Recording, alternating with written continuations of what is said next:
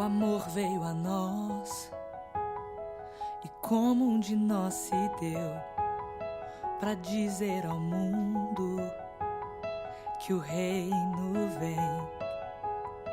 E Vem com você? Firme, forte, oh glória a Deus. Abre a sua Bíblia em 1 Coríntios capítulo 15. 1 Coríntios capítulo 15, versículo 57 e 58.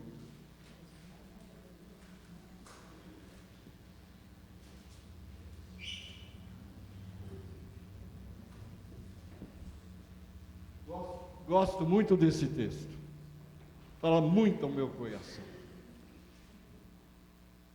Mas graças a Deus, todo mundo achou? Versículo 57, 1 Coríntios 15, 57. Mas graças a Deus, que nos dá a vitória por nosso Senhor Jesus Cristo.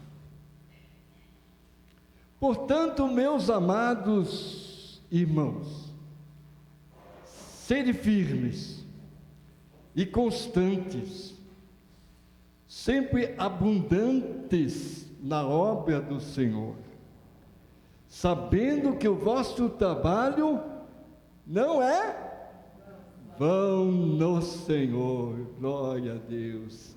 Que bênção, irmãos, que bênção. E aí vem a pergunta: como é que eu posso me manter firme? Como é que eu posso manter a vitória? E agora eu convido você para abrir Hebreus capítulo 10. E aí temos 8 dicas para que eu possa me manter firme, continuar na vitória em Jesus. Hebreus capítulo 10, versículo 19.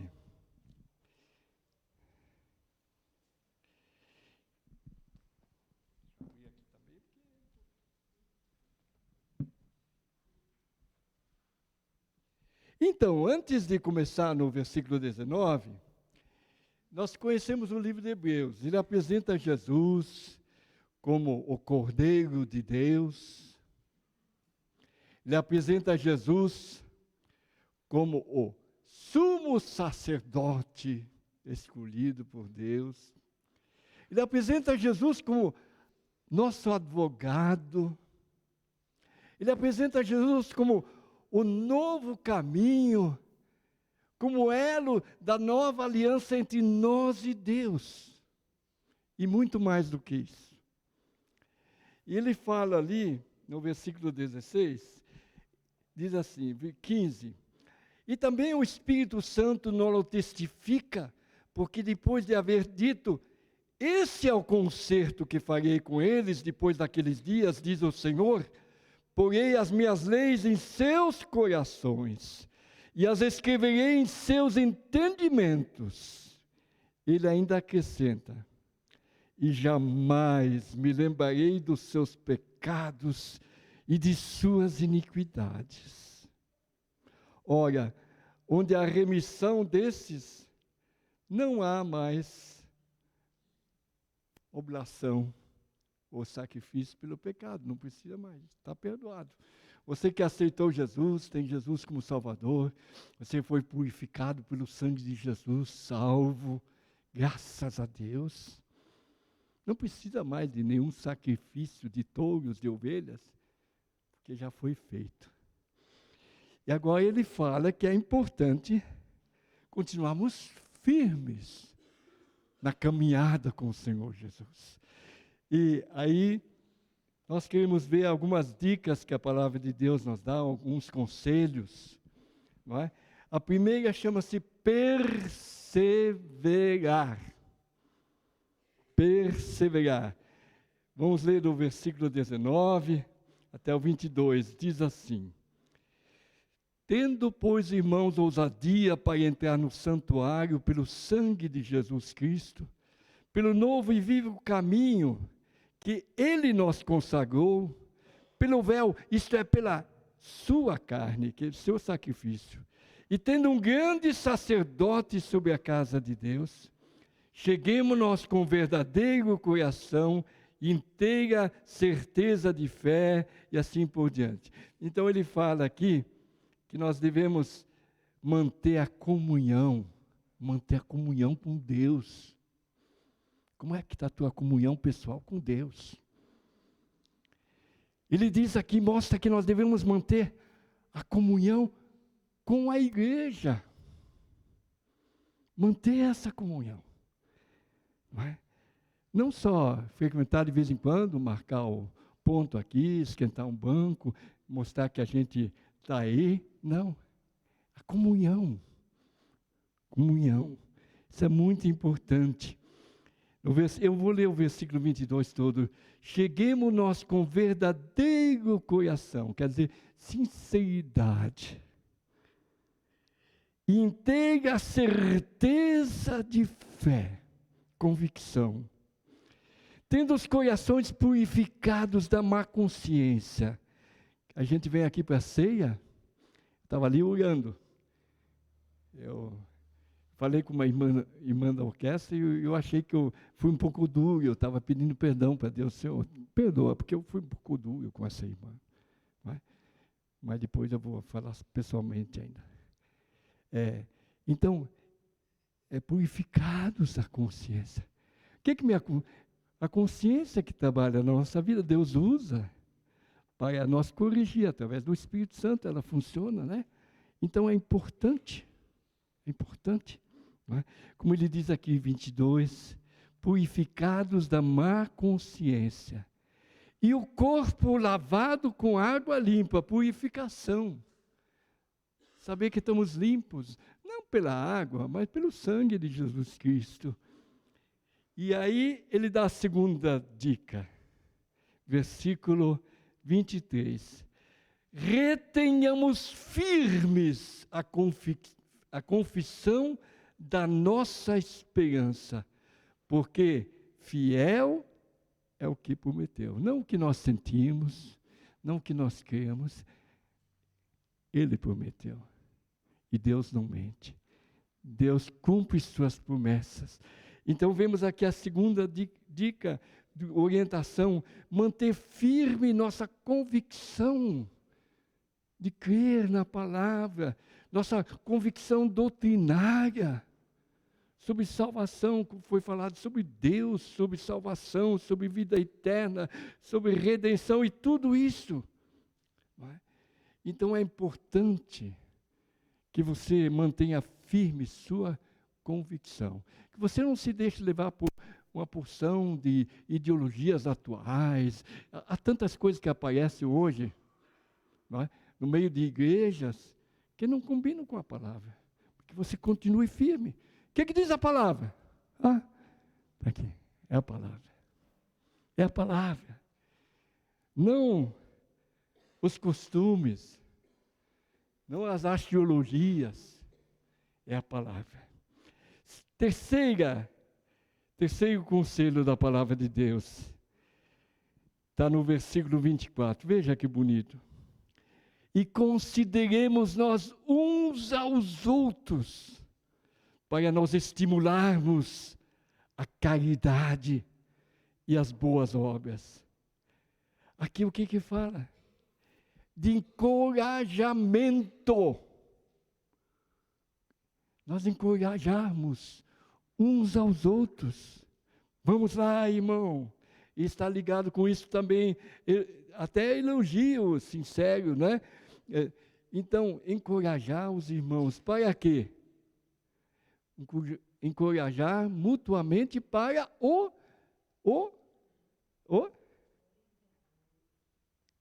amor, mas mais do que só amor, porque é muito fácil, eu te amo, irmão, você é importante.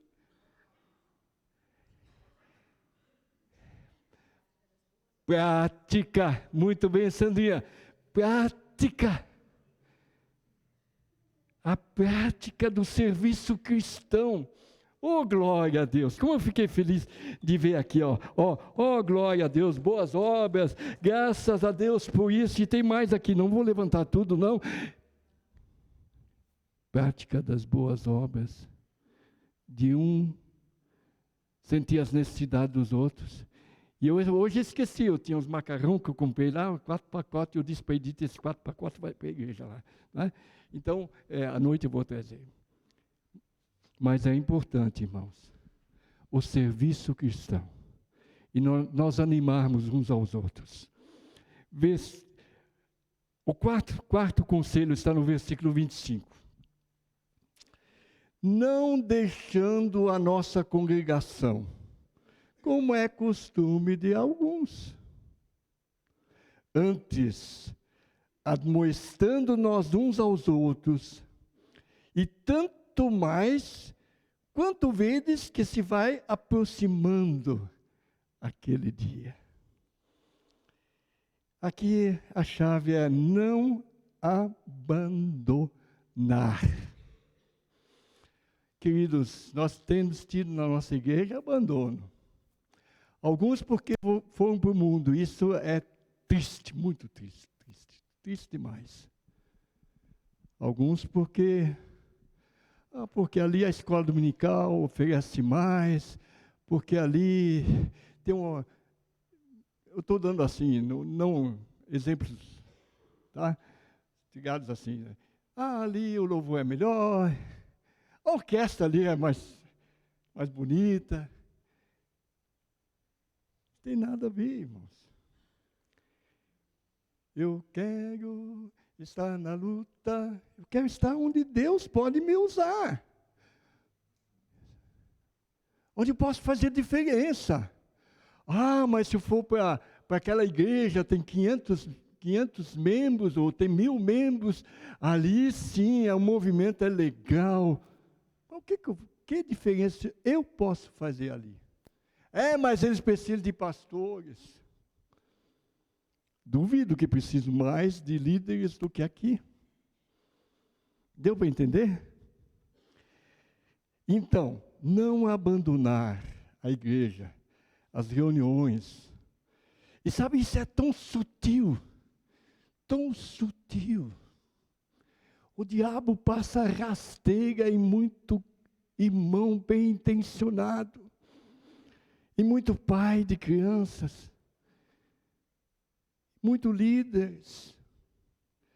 Aí primeiro, agora você está com muito... Não, você não pode. Você tem isso, tem aquilo, tem aquilo, tem aquilo. Você não pode mais lecionar na escola dominical. É demais. Eu me lembro da dona Lini. Se lembra da dona Lini, né? A dama um tempo estava meio... bastante sobrecarregada. E a Leni chamou, a mãe da dama, chamou ela, disse, dama, vem cá. Dama, você tem que ir mais devagar. Você está assumindo mais além do que você pode.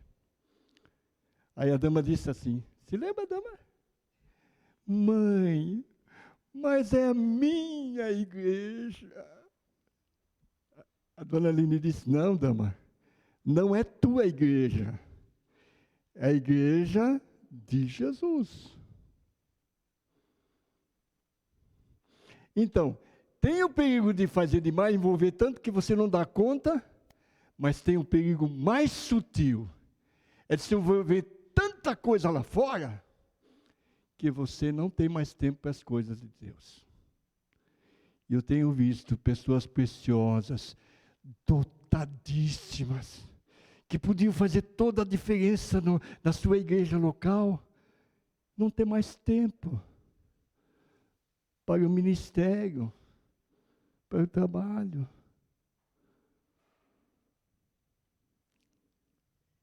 Isso vem tão fácil, gente. Eu admiro, por exemplo, onde está o Alisson aqui? Aqui está aí? Está com as crianças, veja.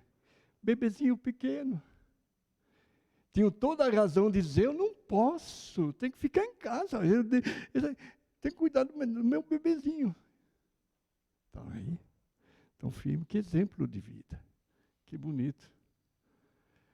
Esses dias estava comentando com o pastor Joel. Eu disse,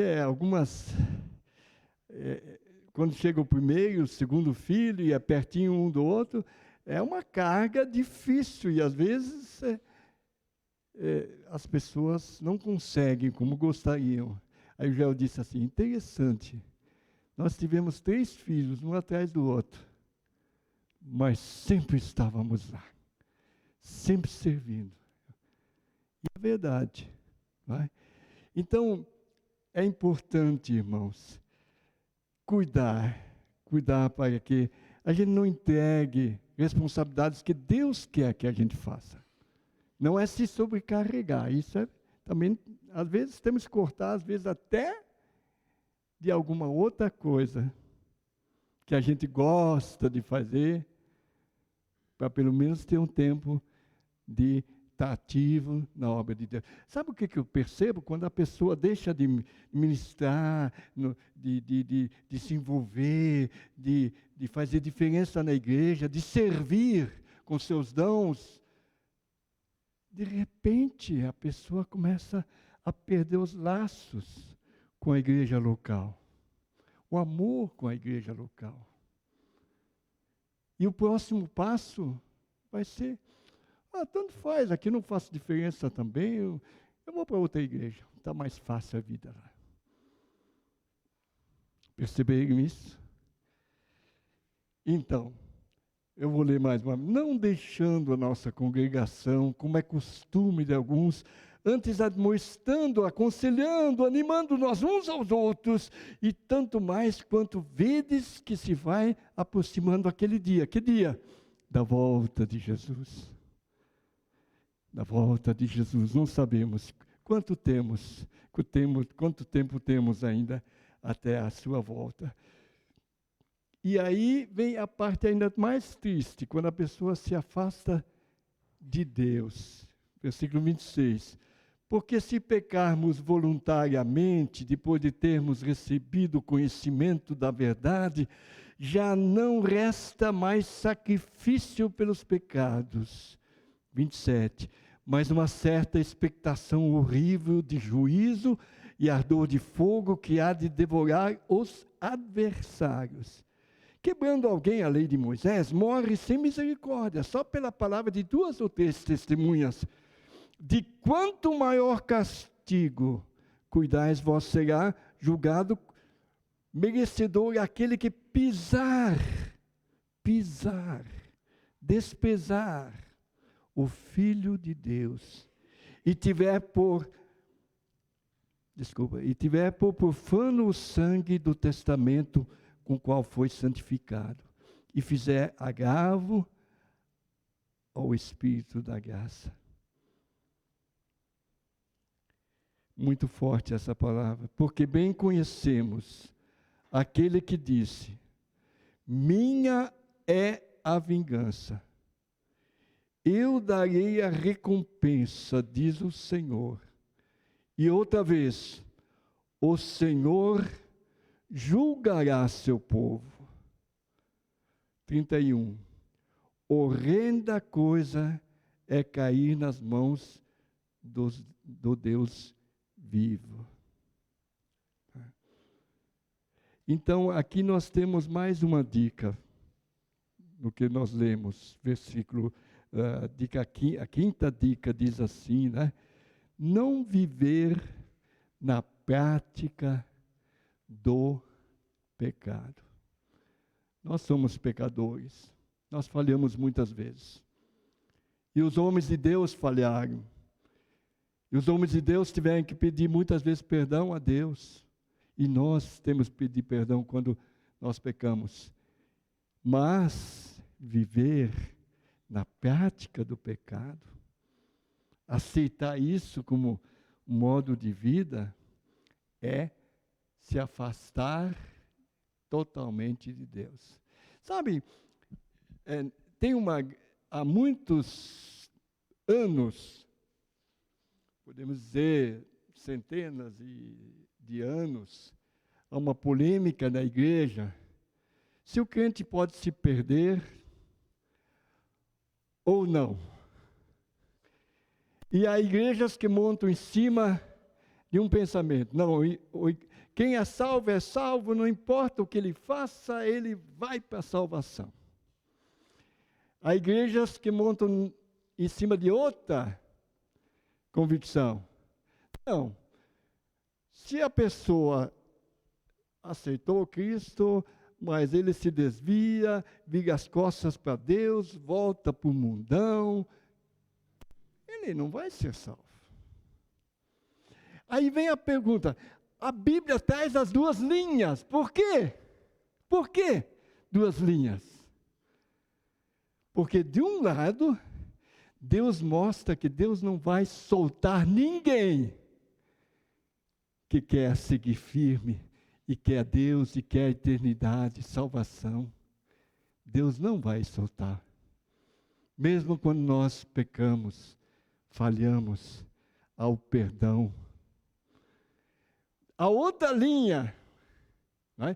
Então, por que Deus mostra isso? Para a pessoa não ficar preocupada. Será que foi suficiente? Será que eu vou chegar lá?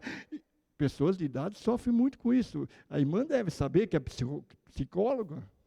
E eu sei também. Chega lá pelos 80 anos. Ai, eu não sei se eu fiz suficiente, se Deus vai me salvar. Não, você está salvo. Aí a pergunta que eu faço, o seu desejo é de ter vida eterna? Isso é o que mais quero. Então, fique tranquilo que você está salvo. Deus não vai soltar você, não. Mas do outro lado, vem essa parte toda aqui. Não brinque com Deus. Deus não é seguro, eterno, para aqueles que não querem a segurança, que querem o mundão. Deu para entender?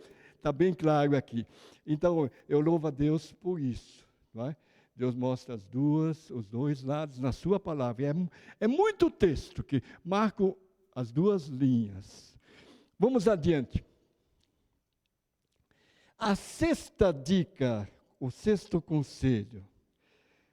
Eu gosto desse, é muito bonito. 32 a 34, vamos ler. Lembrai-vos, porém, dos dias passados, em que depois de serdes iluminados, suportastes grandes combates e aflições. E em parte fostes feitos espetáculo com vitupério e tribulações. E em parte fostes participante com os que assim foram tratados.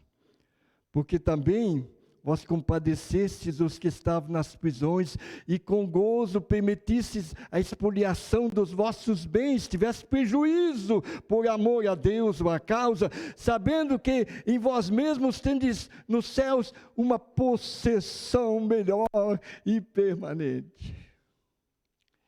Então, o que a palavra aconselha? Aconselha aqui. Lembre com gratidão o que Deus fez na tua vida no passado. Olha aí quantas coisas maravilhosas, quantos socorros, em momentos difíceis, quantas curas nós recebemos do Senhor. E podemos até participar na vida de outros também, pela libertação de Jesus. E até temos, às vezes, podido até ter prejuízo por amor à causa de Deus. Mas tudo isso é vitória. Tudo isso é ganho, gente. Tudo isso é ganho. Então, eu acho que porque eu estou tão ativo com as coisas, ainda graças a Deus que o Senhor me dá força, e é só por Ele mesmo, mas eu ainda olho muito só para frente, vamos fazer isso, vamos fazer aquilo, e eu devia às vezes parar um pouco mais e olhar para trás e pensar, Senhor, agora eu quero me fortalecer e alegrar com tudo isso que o Senhor já fez na minha vida. A gente esquece, né? Né? Não sei se vocês passam por isso também. Passam?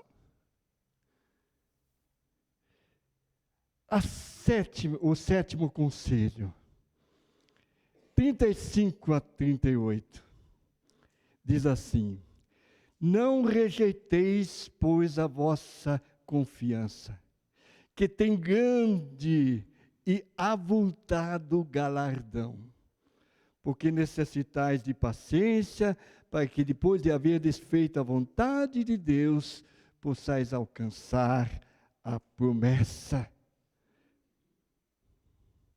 Porque ainda um pouquinho de tempo, pouquinho ele diz, né? O que há de vir, virá e não tardará. Mas o justo viverá da fé. Oh, glória a Deus! O justo viverá da fé. Mantenha firme a sua esperança, a sua certeza de salvação, que você foi justificado. Mantenha firme a confiança naquilo que Deus promete sobre o seu futuro. Né? Aqui ele diz, olhe para o futuro. Lá ele diz, olhe para o passado. Aqui ele diz, olhe para o futuro. Aquilo que Deus preparou para você. Graças a Deus por isso. Então mantenha firme sua esperança, sua convicção. Vai? Olhe para tudo porque às vezes a gente fica até preocupado com o andamento das coisas, né? Inclusive nosso Brasil, que está muito triste, né? Mas o mundo está triste. Guerras, desunião. O pessoal vive com medo da bomba atômica. Aí eu me lembro daquela música, eu gosto de cantar ela. Deus tem o mundo em suas mãos. Deus tem o mundo em suas mãos. Deus tem o mundo em suas mãos. Deus tem o mundo em suas mãos. Deus tem a IB, como é que é? IEB em suas mãos. IB, sabe o que é IB? Hã? IEB. Deus tem a IEB em suas mãos. Deus tem meus filhos em suas mãos. Deus tem minhas finanças em suas mãos. Deus tem tudo em suas mãos. Deus tem o Brasil em suas mãos. Deus tem tudo. Confie no Senhor. Confie. Que Ele não falha. E aqui vai ao oitavo conselho. Está no versículo 30. Eu não li uma parte do versículo que já confirma o que a gente falou antes, né? Que diz assim: o justo viverá pela fé, se ele recuar, minha alma não tem prazer nele. Né? Mas aqui eu quero sublinhar a palavra recuar. E ele confirma isso. Deus não ama pessoas que recuam, que voltam para trás, que voltam para o pecado, que abandonam a fé. Diz claramente aqui. E aí, o escritor, eu acho linda essa palavra, gente. Nós, porém, eu, porém, não sou daqueles que se retiram para a perdição, mas daqueles que creem para a conservação da alma. Que conselho maravilhoso! Abandonar nunca. Isso tem que estar hoje na nossa convicção. Venha o que vier, seja feito o que for, decepcionem pessoas ou não, eu vou continuar firme, não vou abandonar de modo nenhum. Porém, nós não somos daqueles que se retiram para a perdição, mas daqueles que creem para a conservação da alma, para a vida eterna, para a salvação, para todas as coisas que Deus tem no futuro para mim. Estou seguindo a Jesus Cristo. Conhece? Oh, eu não desisto, estou seguindo a Jesus Cristo, atrás não volto mais. Se me deixarem meus pais e amigos, se me cercarem muitos perigos, se me deixarem meus pais e amigos, atrás não volto mais. Depois da luta vem a coroa. A recompensa é certa e boa. Atrás não volto de jeito nenhum. Sabe que 11 apóstolos morreram como mártires. Eles tiveram toda a oportunidade de voltar atrás, de salvar-se do martírio, do sofrimento. Aliás, 10, né? Porque o João, um se suicidou, aquele infelizmente voltou atrás, né? Mas 10, porque João ele morreu de velhice na ilha de Patmos. Mas 10 morreram à morte por amor a Jesus como mártires da igreja. Eles declararam atrás, não volto mais. Aconteça o que acontecer. E se for da minha própria vida, eu não volto atrás. Deixa eu contar eu não me lembro, antigamente eu tinha até marcado o nome de um general famoso. Ele faleceu. E aí toda aquela honrarias de, né, tiro para o alto e foram para a tumba levar ele, né, num rochedo também, a entrada assim, cercada com parte de madeira muito bonita, feita, né? Então eles iam colocar ele lá dentro.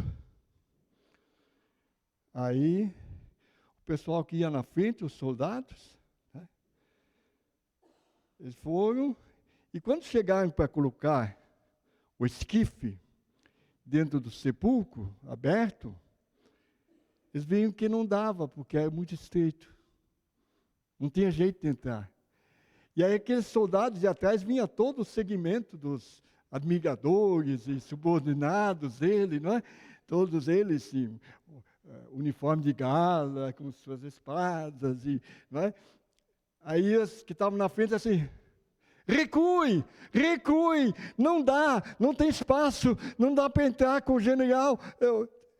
Aí os oficiais que estavam atrás, não recue! Tiraram suas espadas, correram para frente e abriram um lugar maior para que ele entrasse. E ainda eles falaram, não recue, porque nosso general não sabia o que é recuar. Glória! O nosso general é Cristo. Cristo não recuou. Recuar não glorifica nosso general. Amém, irmão? Deus te abençoe. Eu estou feliz de poder servir aqui. E fazer o pouquinho que eu posso. E quero fazer até quando Jesus me chamar. E louvo a Deus porque eu vejo muitas pessoas enganjadas. Hoje ainda vi a professorinha, como é o nome dela? A sobrinha da Val. Taline? Camille. Eu observo ela dedicando, domingo após domingo, ensinando as crianças. Eu fico feliz por isso. Não é só pessoas de idade, estão lecionando. Pessoas novas, usando seus dons. Que Deus abençoe. Amém?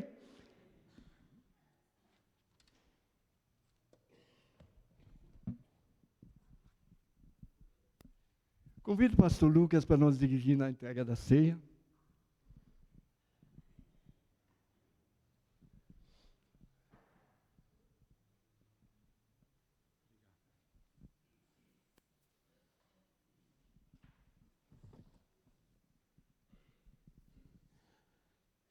Bom dia, irmãos. Graça e paz, amém? A ceia é um dos momentos que eu gosto muito quando eu olho para as Escrituras.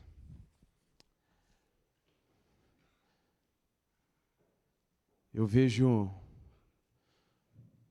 Deus, homem, como diz João, eis o Cordeiro de Deus que tira o pecado do mundo. E a ceia tem algo que mexe muito comigo. Como que alguém conhecedor, Deus, esvaziou-se toda a sua glória, veio a este mundo. E no momento da ceia, como diz Marcos 10:45, ele não veio para ser servido, mas para servir e dar a vida por muitos. Ele se veste como um escravo na última ceia e lava os pés dos seus discípulos. Mas não é só isso. Quando ele chega, eu queria ver essa cena, em Judas, e lava o pé de Judas. Lava o pé de Pedro.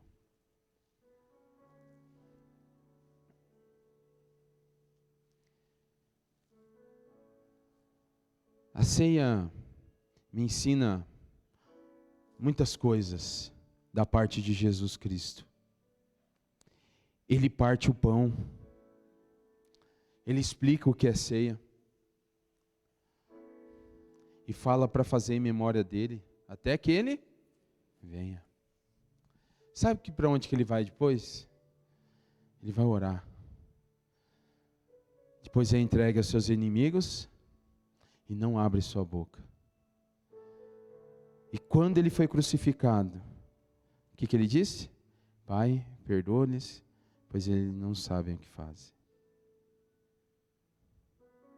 Depois que ele ressuscitou, ele fez um churrasco com os discípulos. Você acredita, irmão? Peixinho assado.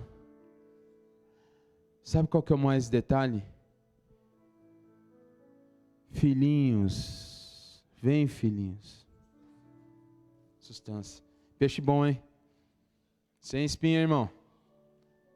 Ele chama de filhinhos aqueles que abandonaram ele, que traiu ele. Restaura Pedro. Tudo começou na onde? Na ceia. Irmão, isso aqui não é um ritual não, irmãos. É Jesus presente com a igreja dele. Sabe o que eu acho interessante? Quando eu olho para os irmãos, que Jesus, como diz Efésios 1:5, e Ele nos predestinou em amor em Cristo Jesus. Deus nos amou antes da fundação do mundo, irmãos. Eu imagino a conversa entre Deus Pai e Deus Filho. O Lucas, ele vai te trair. O Lucas, ele é podre. Mas, Pai, perdoa o Lucas, pois ele não sabe o que faz. Sabe quando ele disse isso? Antes mesmo da criação do mundo. E um dia Jesus veio ao meu encontro e me salvou. Você é amado por Jesus Cristo. Ceia é lugar de gente como nós, que não merecia nada. Pobres pecadores. Mas que Jesus decidiu amar antes da criação do mundo. Você não está aqui por rotina, irmãos. Peça para Jesus tirar esse negócio do seu coração. Hoje é dia de ceia, eu tenho que ir para a igreja. Por favor, gente. é um lugar de graça. Isso aqui representa o que Jesus, um dia nós como igreja vamos estar com Ele. Já pensou um dia? Nós poder ajoelhar diante dEle e agradecer? Mas hoje você já pode fazer isso. Eu quero que você abaixe sua cabeça e já louve a Jesus. Jesus, obrigado porque o Senhor me ama. Obrigado que o Senhor me ama muito, Jesus. O que seria de mim sem seu amor, Jesus? Eu não sou digno de estar na sua presença. Eu não sou digno de comer nada. Eu não sou digno de nada. Mas obrigado, Jesus. Porque em Ti, agora eu recebi um nome. Filho de Deus. Irmãos, nós somos tudo filhos de Deus, adotados em Cristo Jesus. Você tem a marca do Espírito Santo na sua vida. Confesse seus pecados nesse momento diante de Jesus.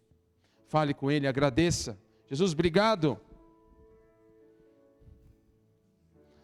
Obrigado pela salvação. Eu não quero mais celebrar a ceia como ritual, eu quero celebrar sempre como um momento, aguardando a sua vinda, Senhor Jesus. E sempre eu quero lembrar que o Senhor me tornou digno, é o Senhor que me tornou digno, é o Senhor. Obrigado, Jesus, porque o Senhor me ama.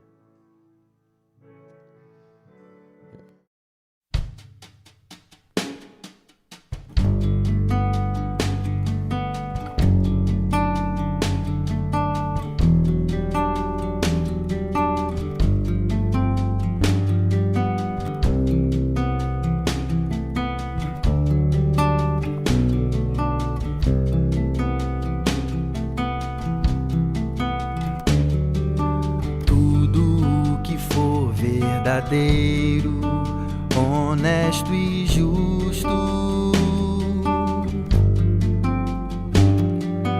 tudo que há de mais bonito